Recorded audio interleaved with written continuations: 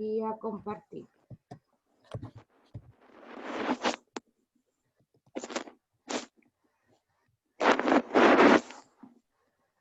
Ay, me dejaste con borrar.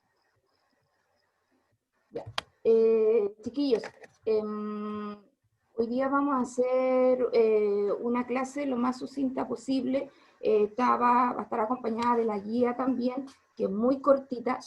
Esta vez van a ir con solo 3 preguntas. Entonces, pongan mucha atención.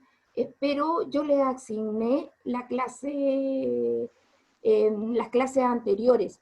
A cada uno ustedes tienen asignado en el mismo classroom. Y obviamente, obviamente tienen que ir ahí realizándola.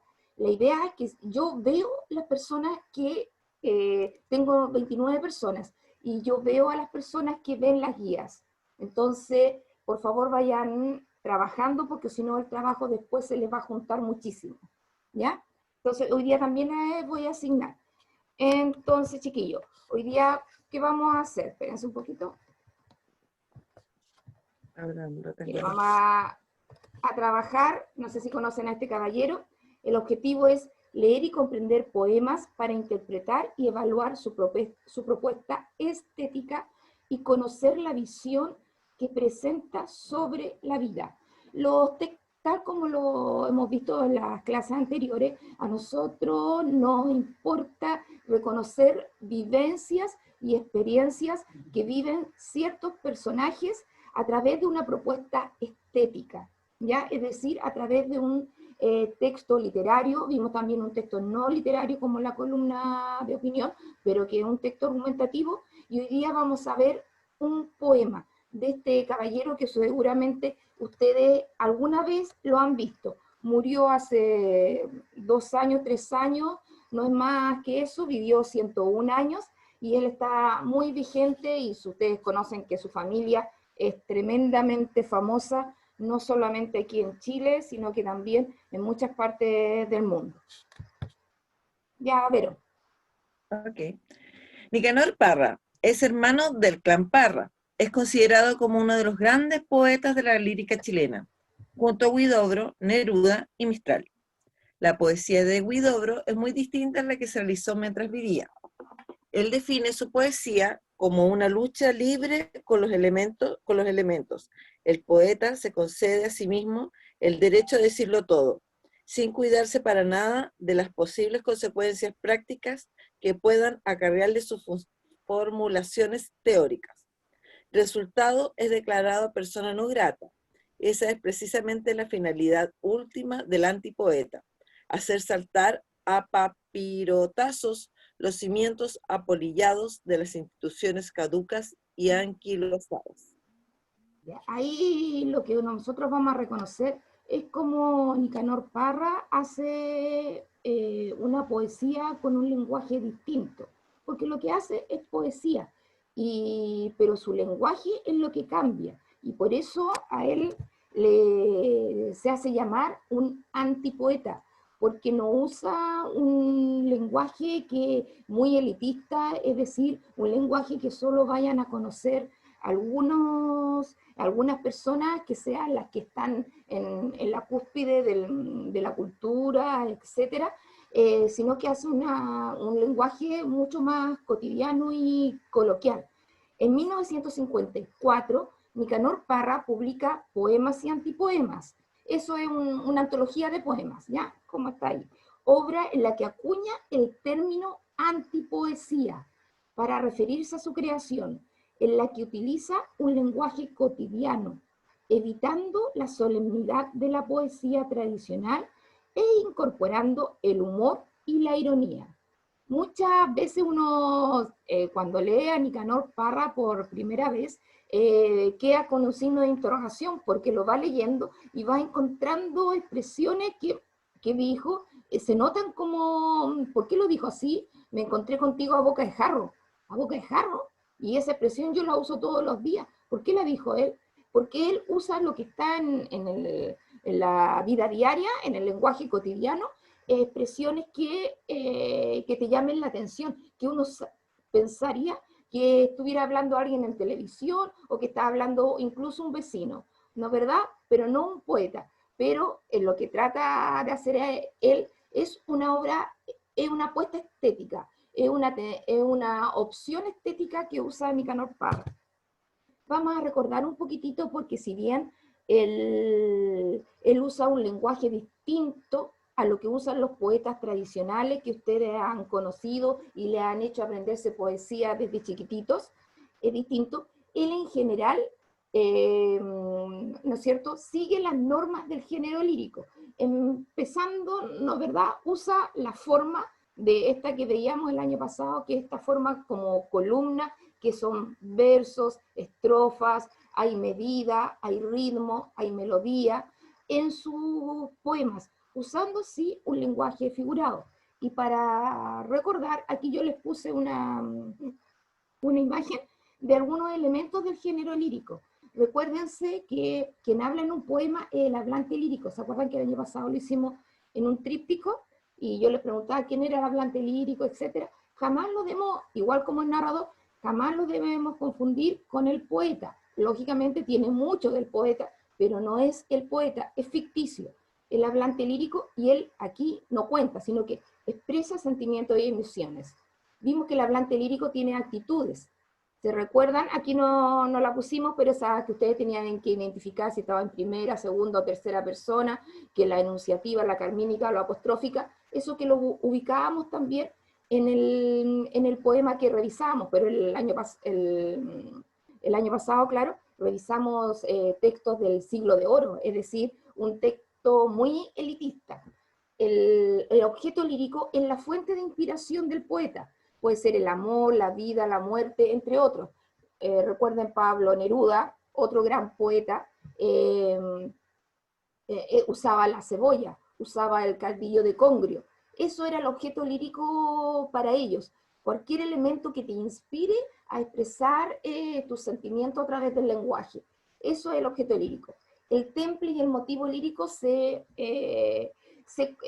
parecen un poquito, porque el temple es el estado de ánimo del hablante lírico, es decir, la alegría, la tristeza, el miedo, el ánimo, el regocijo, son diferentes. Uno cuando lee se da cuenta cuál es el temple, cuál es el ánimo que tiene el poeta y el hablante, en este caso quien habla.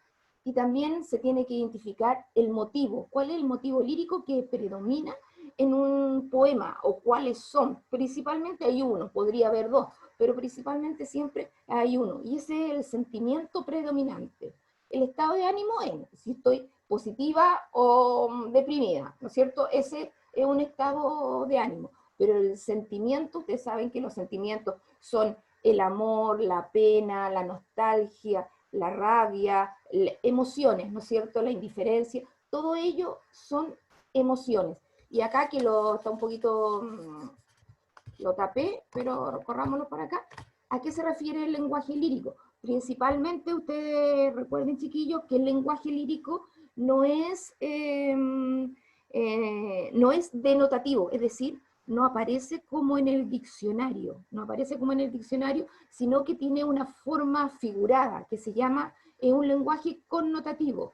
El poeta trata de buscar aquellas palabras, aquel lenguaje que le parecen, ¿no es cierto?, que tienen una semejanza con lo que él quiere decir y con lo que significa y que tiene en el diccionario. Pero muchas veces, ¿se acuerdan que yo le decía, a los ojos no le llama ojos, sino que le llama lucero? A los dientes no le llama dientes, sino que les llama perlas. Ese es el lenguaje connotativo. Y además, se recuerdan que usa mucha figura literaria. La figura literaria, la es dueña de todas, ¿no es cierto? Empezamos siempre, la que no va a faltar, si le preguntan alguna vez, es la metáfora, ¿no es verdad? La metáfora como figura literaria principal, y después todas las demás. La hipérbole, ¿no es cierto?, la personificación, el oxímoron, antítesis, etc. Hay muchas. Aquí está el poema que vamos a analizar hoy. Chiquillos, este poema nosotros lo vamos a usar para contextualizar esta subunidad, donde estamos estudiando poemas de Nicanor Parra. No no, no va a ser el único poema. Esta y la clase que viene van a ser poemas de Nicanor Parra. Hoy día vamos a ver este que es el que entra a la unidad, que se llama test. ¿Ustedes qué entienden por test? ¿Qué es lo que es un test? ¿Alguien me puede decir? ¿Qué es un test? ¿Alguien escribe ahí?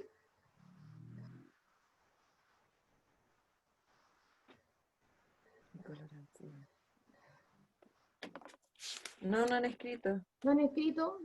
¿Es un No. test? El test es un poema. No, perdón. Es una prueba. Es una prueba, perdón, que es donde estábamos hablando de poema.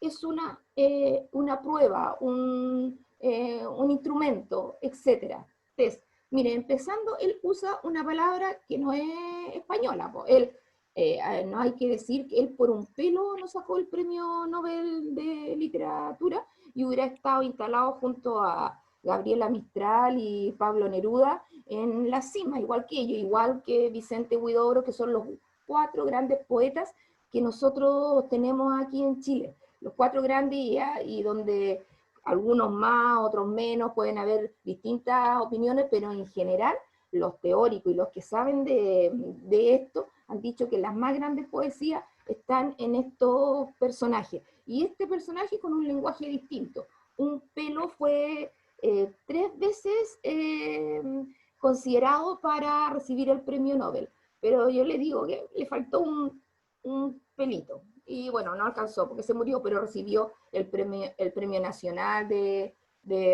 literatura y muchos otros premios en otros países. ¿Qué es el test? ¿Qué es lo que escribió él? Este es un pedacito del poema, pero a esto ustedes se van a fijar. ¿Qué es la antipoesía? Un temporal en una taza de té, una mancha de nieve en una roca, un azafate lleno de excrementos humanos. ¿Cómo lo cree el padre Salvatierra? Un espejo que dice la verdad, un bofetón al rostro del presidente de la Sociedad de Escritores. Dios lo tenga en su santo reino.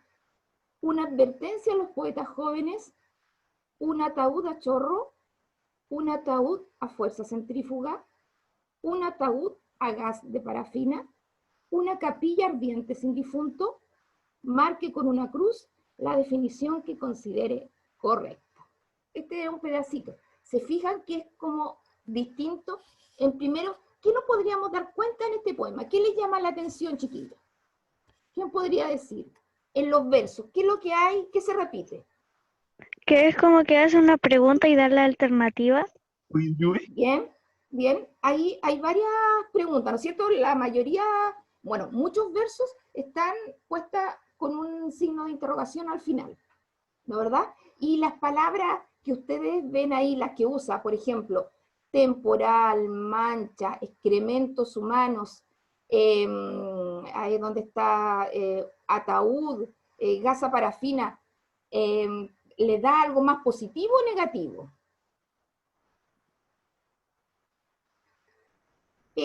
Son palabras que animan o desaniman, chiquillos.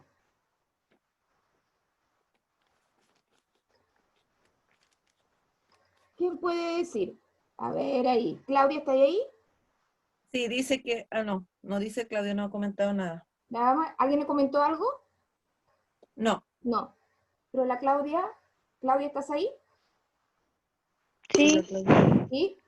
¿Qué te tinca que son esas palabras que están ahí? Al decir excrementos, ¿con cuál otra dije? El ataúd, difunto, ¿son palabras positivas o negativas? Negativa. Muy bien, ¿no es cierto? Son palabras negativas, pero miren, aquí dice, dice, del presidente de la Sociedad de Escritores, Dios lo tenga en su santo reino. ¿No es cierto? Es irónico, irónico. Como dice, la Sociedad de Escritores muchas veces lo criticó, ¿no es cierto? Lo trató de sacar de esa sociedad, porque no le gustaba la forma que él escribía. Entonces él, irónicamente en su hablante pone del presidente de la Sociedad de Escritores, Dios lo tenga en su reino, cuando uno dice cosas, pero no lo quiso decir de verdad.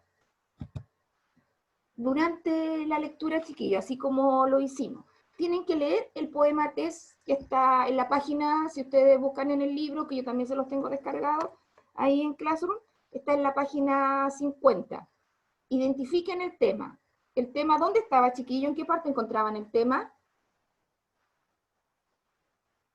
¿Dónde se encuentra el tema? En el título. Bien, en el título. Ahí en el título, entonces el título tenemos del test. Revisa si encuentras alguna palabra que no conozcas. En general no se ven palabras extrañas. El azafate, tal vez podré decirle, un azafate, ¿alguien sabe lo que significa azafate?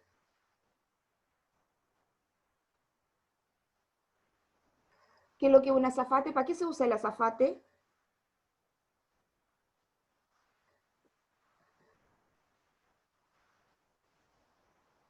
Nadie, piensen, despierten, chiquillos, ¿quién más está ahí? Dime uno que no los veo. Al Matías Cisterna. Aquí yo veo puro Matías Cisterna. Alejandro, Nicola Arancibia, Yamolina. Ya, a ver, Matías Cisterna. ¿Qué es lo que es un azafate? No sé, Un azafate, yo te digo, un azafate lleno de excrementos humanos. ¿Sabes qué son los excrementos humanos? la caca, ¿Ya? La caca. Sí. ¿Y dónde podrán llevar la caca? ¿Dónde la podrán llevar? la mano, En la mano, pero si dicen un azafate, podrían dicho, en la mano llena de excremento, pero no dice la mano. Pues. al baño, ¿El baño? No. Mira, puede ser ahí, pero acuérdate que es como irónico como yo estoy diciendo. El azafate, chiquillo, es una bandeja. Es una bandeja que tú llevas donde llevas el asado, donde llevas la ensalada, donde llevas la comida. Ese es un azafate. Muchas veces nosotros tenemos eso, se le llama, cuando esos paires, ¿no han visto esos paires que son de vidrio? Eso le llaman azafate. Esa podría ser una palabra ahí que estaba media extraña que podrían buscar, ¿no? ¿Verdad, chiquillos? La fuerza centrífuga. ¿Qué recuerdan ustedes con centrífuga?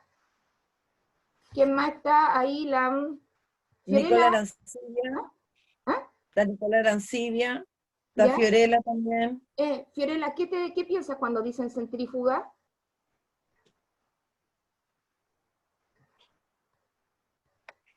¿Está la Fiorella ahí?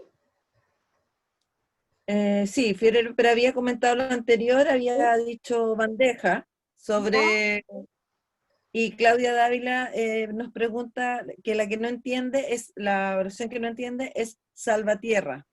Ah, como dicen ustedes, como lo cree el Padre Salvatierra. Como está en mayúscula, ustedes tienen que identificar que este es un nombre propio, es decir, el nombre de una persona. Y este es bueno, yo se los digo, ustedes lo podrían buscar, es un padre muy famoso que hubo durante la colonia en México.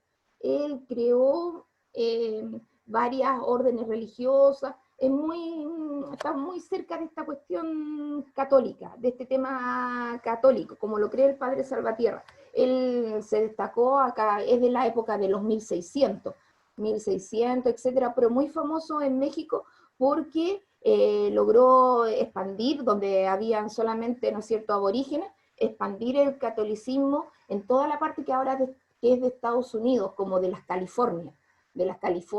Ahí expandió el catolicismo.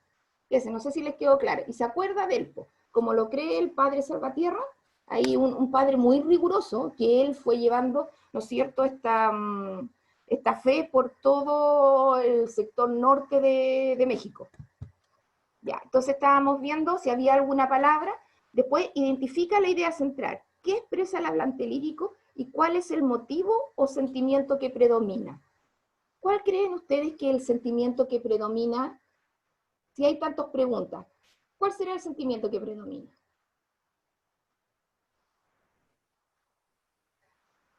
¿Quién me puede decir? ¿Quién más está ahí? Alan Belén, Prado. Alan Prado.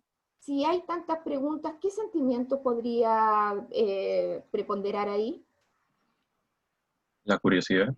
Muy bien, la curiosidad, ¿sí? Un sinónimo de curiosidad, chiquillo. ¿A quién se le puede decir otra palabra?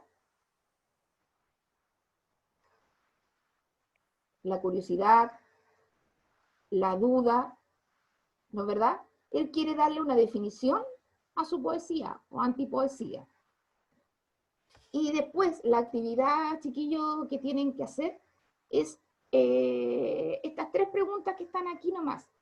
¿Por qué habrá decidido usar preguntas para definir la antipoesía?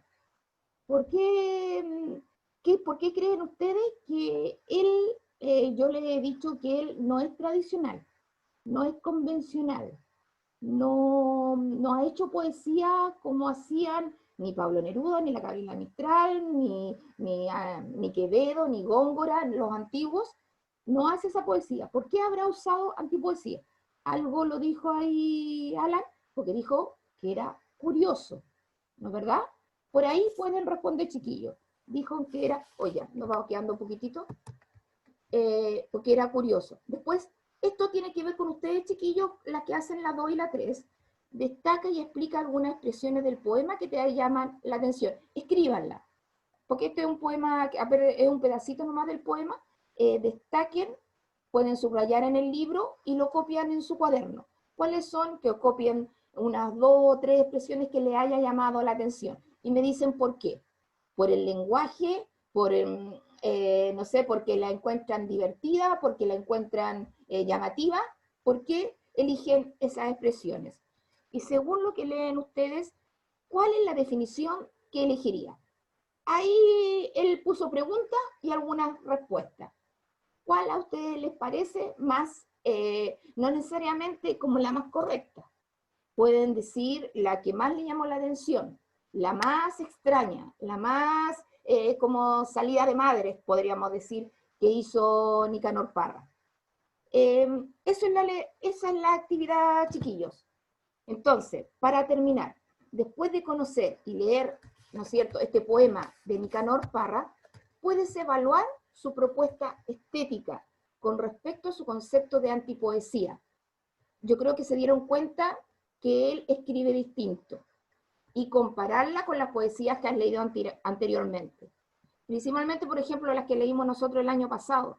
No se parece nada en cuanto al lenguaje que usa, pero si ustedes nos ponemos detallistas en buscar figuras literarias, si nos ponemos a buscar cuál es la actitud lírica, si nos podemos buscar todos los elementos, esos sí están, pero el lenguaje es diametralmente distinto a lo que usaban los poetas anteriores y posteriores. No se conocen mucho, bueno, hay algunas poesías que han tratado de imitar un poco lo que hace Nicanor Parra, pero fue él un pionero en este tipo de lenguaje en el poema.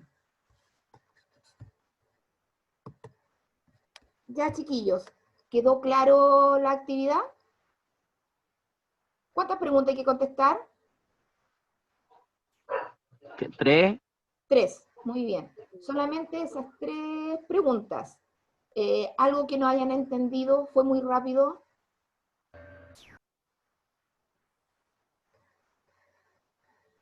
No hay preguntas, Caro. No hay preguntas. Oye, chiquillos, mira, como me quedan 7 minutos, quiero en un ratito invitarlos a una cosita. El año pasado, me acuerdo, hoy día no estuvo la Manu, ¿no es cierto? ¿No está la Manu? No la tengo, no. Ya. Está, eso sí, Alan y cualquier otro.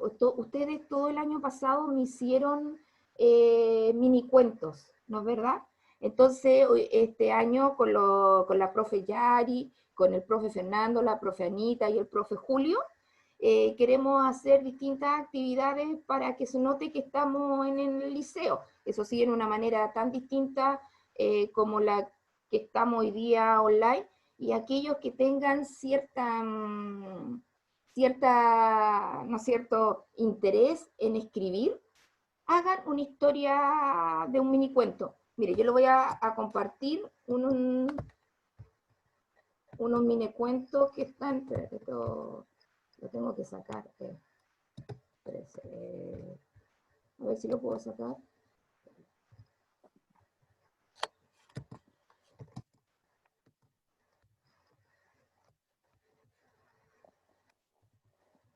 ¿Cómo puedo compartir otra cosa, Vero? ¿Ah? Aquí está, espérate. Espérate. Es que lo seleccionas antes, lo dejas en Sí, el... es que eso no lo seleccioné antes, pero aquí quería mostrarle algo.